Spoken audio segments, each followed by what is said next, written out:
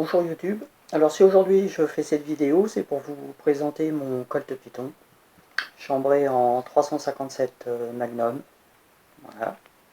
Donc dans un premier temps, je vous montre l'arme est vide, si vous voyez bien. Voilà. Donc pas de souci.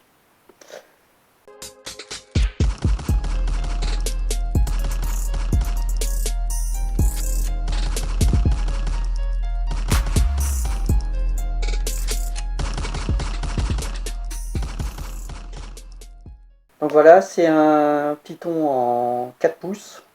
Il existe le 6 pouces qui est beaucoup plus long et le 4 pouces. Voilà.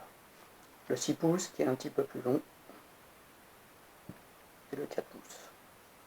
Donc c'est une arme déjà magnifique. C'est un Colt vraiment que j'adore. Avec les poignées bois. Voilà, la hausse réglable.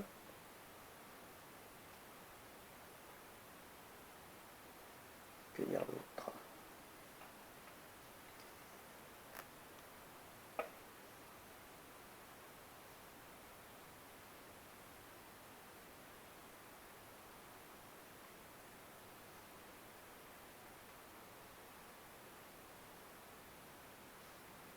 Donc c'est une arme qui est chambrée en 357 Magnum et qui peut tirer du 38 spécial et du 38 wet cutter. Donc 357 Magnum,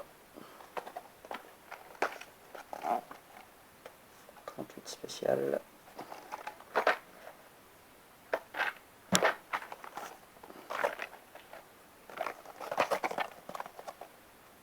Spécial et 38 watt cutter.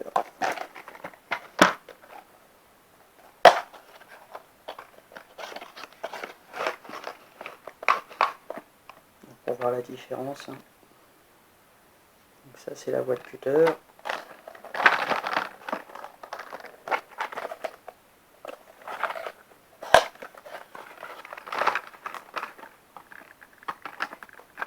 Ça c'est la 38.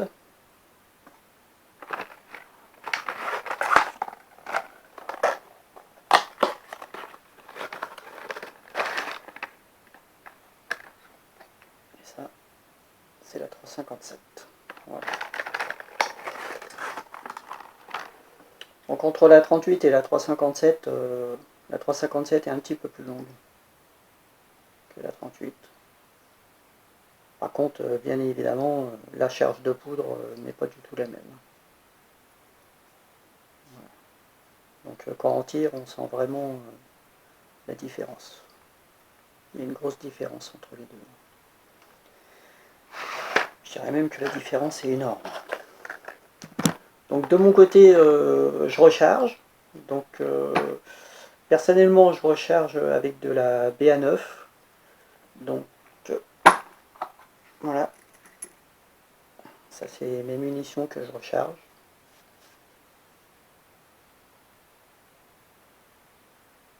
Donc je recharge dans les étuis de 357 et en dose de poudre, je suis à 0,40 grammes de BA9. Voilà, je trouve que c'est largement suffisant. Donc 0,40 grammes de BA9, c'est plus puissant que le 38 en manufacturé. Et c'est moins puissant que le 357 en manufacturé. Voilà, on va se situer entre les deux. Enfin, pour ma part, c'est mon ressenti. Hein. On se situe entre les deux. Parce que le 357, ça tape vraiment. Donc, en général, quand je fais mes séances de tir, je tire avec mes rechargés. Et puis, pour me faire plaisir, j'emmène 5 cartouches en 357. Et je me fais plaisir en tirant à la fin. Je mets mets 4 rechargés à la fin dans mon barillet et une en 357 manufacturée pour me faire plaisir, pour ressentir l'impact, quoi. Mais sinon je tire pas que de la manufacturée en 357 parce que je trouve que c'est pas que c'est trop puissant, mais c'est aussi pour préserver l'arme. Voilà. Euh, Moi j'ai une arme, bon c'est un Colt Python qui est plus en production, celui-là c'est un ancien, donc par contre je connais pas l'année de production.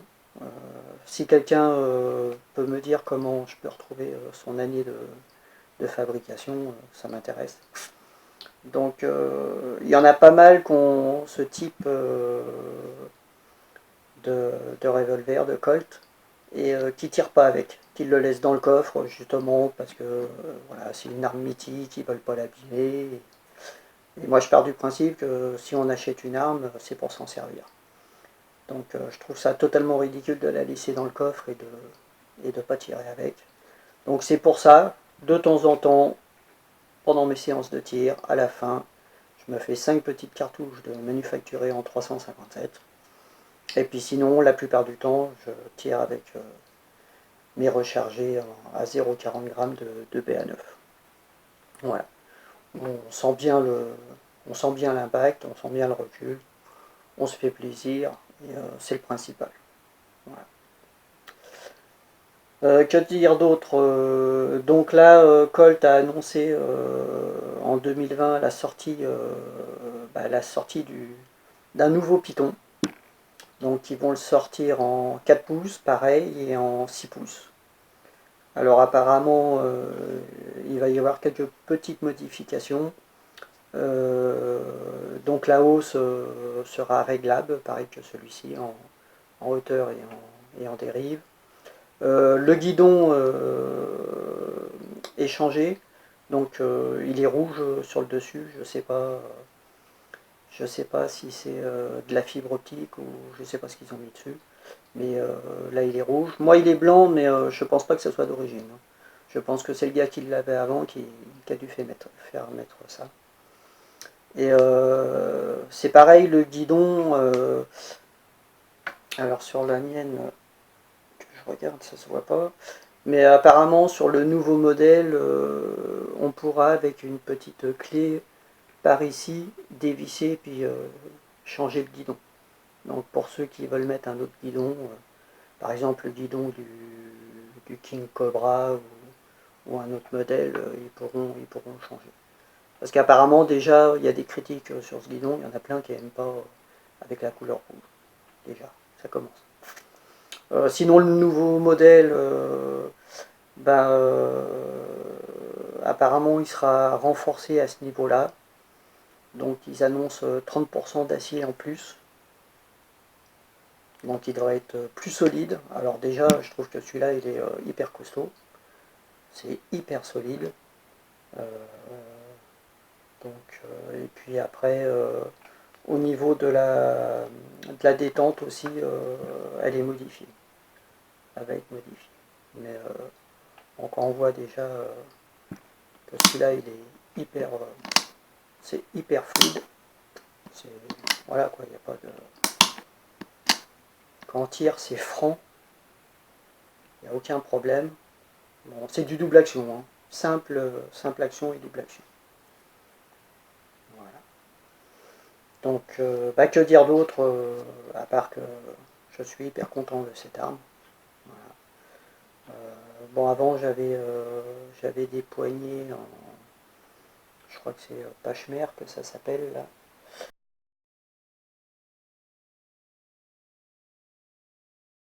Et puis du coup j'ai acheté des poignées bois.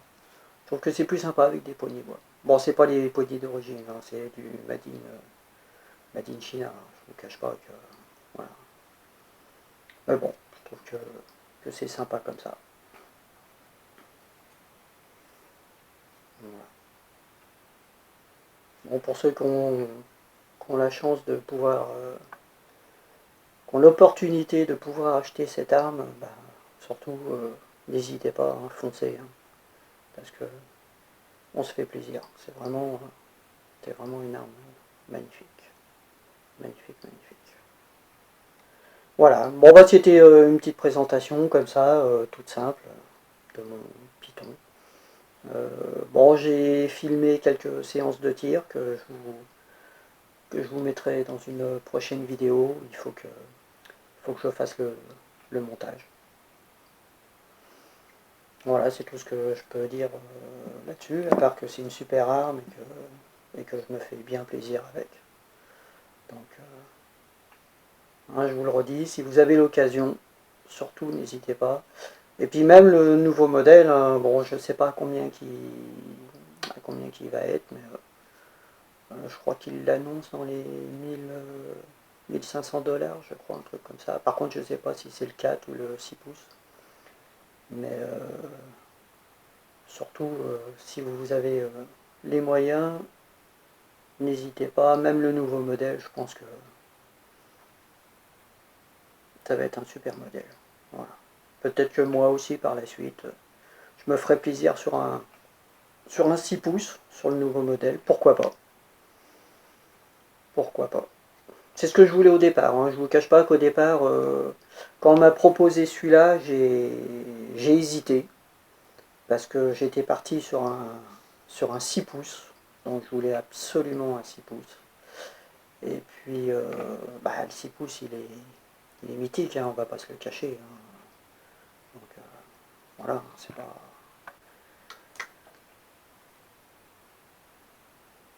Le 6 pouces est vraiment, vraiment mythique. Hein. Donc, et puis, bah, quand j'ai été le voir en armurerie, chez l'armurier qui me l'a vendu,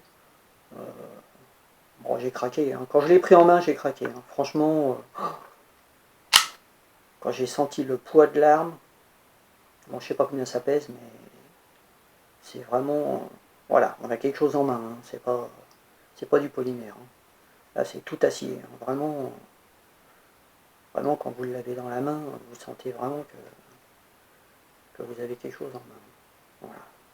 Et puis, c'est pareil, hein, quand on tire en 3,57, en manufacturé, ça tape. Hein. Là, vous sentez vraiment. Il n'y a pas d'amortisseur avec un ressort ou quoi que ce soit. Là, vraiment, vous sentez l'impact dans le poignet. Hein. Là, c'est du pur choc. Pur choc dans le poignet que vous ressentez. Donc, ça fait vraiment une sensation bien particulière et bien agréable. Hein, quoi. Bon. Moi, perso, j'aime ça. Hein, donc, j'aime bien sentir la puissance. Donc, voilà. Après, il y en a plein qui tirent, par exemple, qui ont le Smith & Wesson, le 6,86, et qui tirent avec de la wet cutter. Alors, moi, sincèrement, j'ai tiré à la wet cutter, j'ai essayé, mais alors, je vous le dis franchement, je me fais chier. Hein. Alors oui, ça fait des beaux trous, ça fait des trous ronds, des beaux petits ronds dans la cible, mais je me fais chier de chez chier, quoi. J'ai pas acheté un colt comme ça pour tirer avec de la wet cutter, quoi. Voilà, autant tirer au 22, hein, je vois pas. Franchement, je vois pas la différence hein, entre du wet cutter et du 22, aucune différence. Donc, bah, j'ai mon Beretta en 22. Je me fais plaisir avec aussi, je tire avec mon Beretta, mais là, voilà, j'avais acheté une boîte pour essayer, mais bon, terminé même le 38, hein, je trouve que le 38 en manufacturé, c'est léger, hein, c'est un peu léger. Franchement, c'est un peu léger. Autant le 357, c'est hard, ça tape bien, que le 38, c'est un peu léger. Donc je vous dis, hein, moi, mon compromis, c'est ça. Hein. C'est ma rechargée en BA9 à 0,40 grammes de poudre.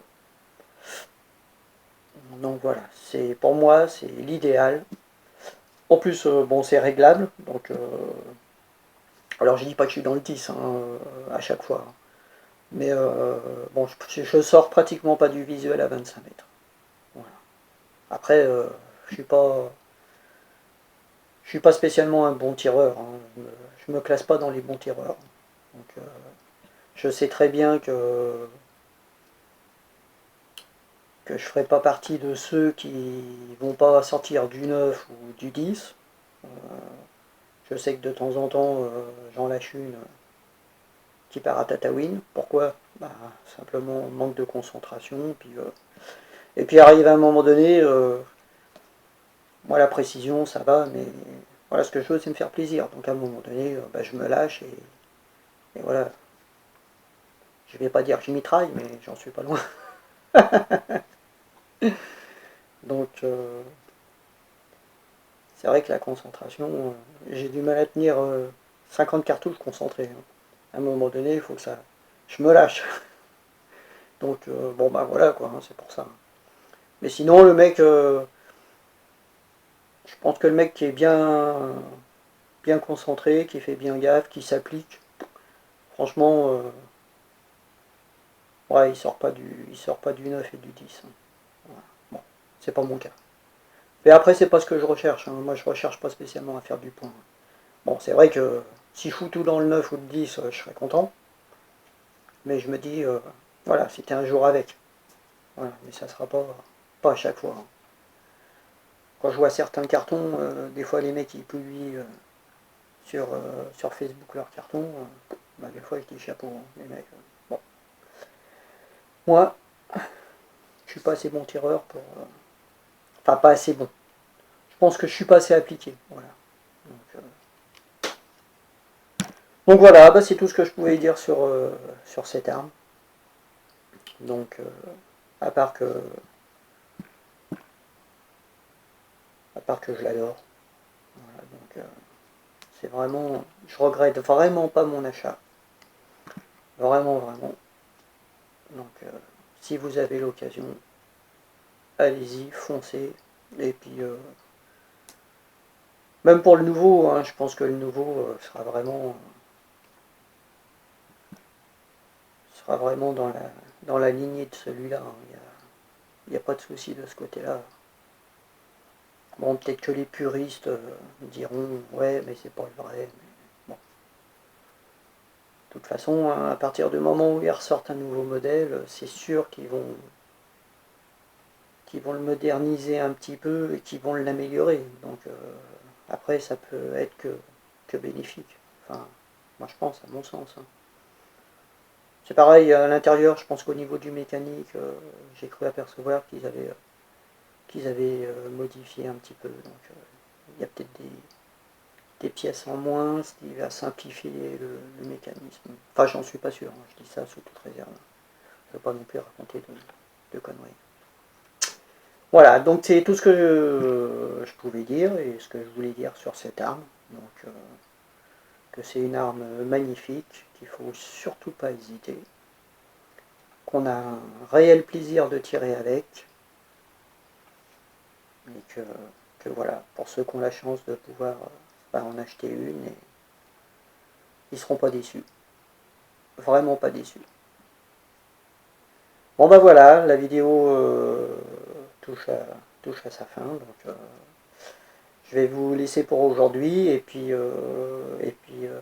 il va me rester à monter la vidéo sur les tirs que j'ai fait avec mon pote Titi, là, on a tiré tous les deux avec. Donc, bon, les vidéos datent un petit peu, mais parce que j'ai mis du temps